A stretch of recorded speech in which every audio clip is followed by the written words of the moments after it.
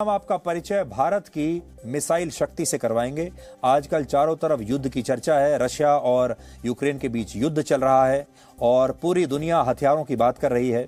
किसके पास कैसे हथियार हैं, रशिया की सेना कितनी शक्तिशाली है, अमेरिका की सेना कितनी शक्तिशाली है, उनके पास कौन कौन सी मिसाइल्स हैं। ऐसे में बहुत जरूरी हो गया है कि भारत जैसे देश रक्षा के रूप में पूरी तरह से तैयार हो।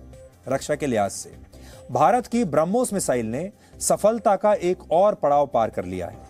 19 अप्रैल यानी कल भारतीय वायुसेना और भारतीय नौसेना द्वारा ब्रह्मोस मिसाइल के दो अलग अलग वर्जन्स का सफल परीक्षण किया गया। इनमें से एक मिसाइल का परीक्षण चेन्नई में भारतीय नौसेना के युद्धपोत INS दिल्ली से किया गया और दूसरी मिसाइल लड़ाकू विमान सुखोई 30 MKI से लॉन्च की गई। ये दोनों अलग अलग तरह की मिसाइल्स हैं।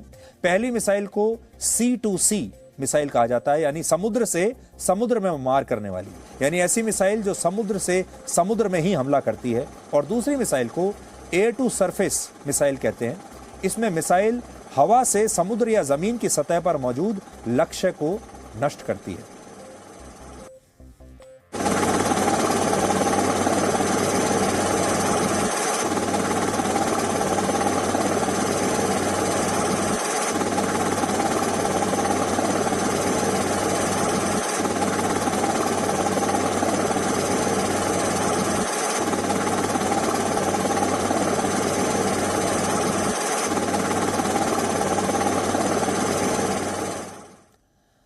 ब्रह्मोस मिसाइल आत्मनिर्भर भारत की ताकत को दिखाती है और इसे एक रक्षा कंपनी ब्रह्मोस एरोस्पेस ने विकसित किया है।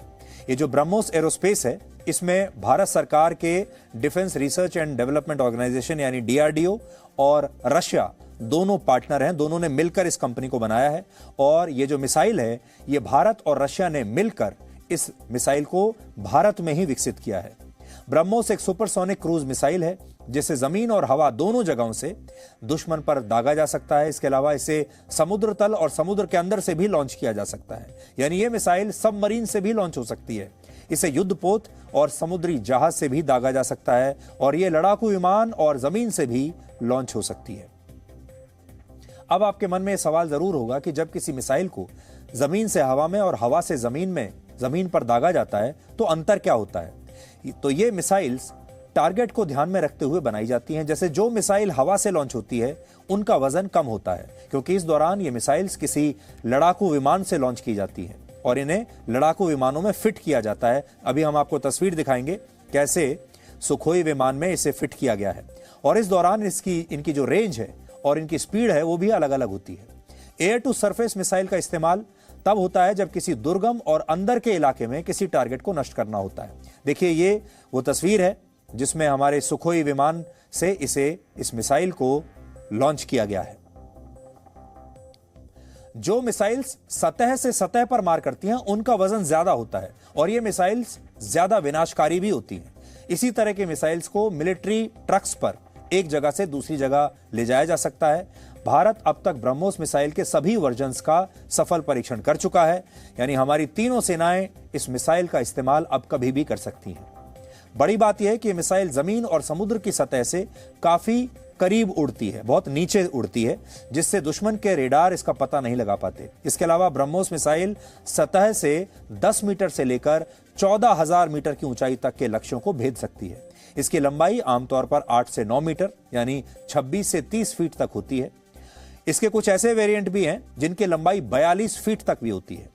एक ब्रह्मोस मिसाइल की औसतन स्पीड लगभग 3,500 किलोमीटर प्रति घंटा होती है और एक ब्रह्मोस मिसाइल को बनाने का खर्च करीब 40 करोड़ रुपए के आसपास होता है, यानी एक मिसाइल 40 करोड़ के आसपास की है। ब्रह्मोस मिसाइल का जो एडवांस्ड वर्जन है उसकी रेंज 350 किलोमीटर मानी जाती है, यानी बलूचिस्तान और सिंध के कुछ इलाकों को छोड़कर बाकी के पाकिस्तान के जितने भी इलाके हैं वो इस मिसाइल की रेंज में आते हैं।